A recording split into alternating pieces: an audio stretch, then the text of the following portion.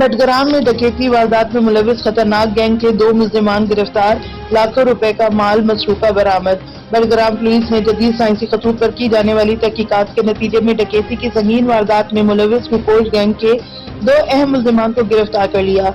Motor car वकूए के फौरन बाद बरामद हुआ, जबकि मुल्जिमान की निशानदेही पर 5 लाख रुपए नकदी, 3 तोले सोना और 2 अदद पिस्तौल बरामद। तफसीलात के मुताबिक थाना बटग्राम की हदूद में वाक़ इलाका कांगड़ा में चंद नामालूम नकाबपोश अफराद ने एक मकामी घर में घुसकर असलहा की नोक पर सोना, नकदी, मोटर कार और असलहा लूट लिया था। वाक़े की रिपोर्ट दर्ज करने के बाद पुलिस ने मुकदमा नामालूम मुल्जिमान के खिलाफ दर्ज करके कार्रवाई का आगाज किया।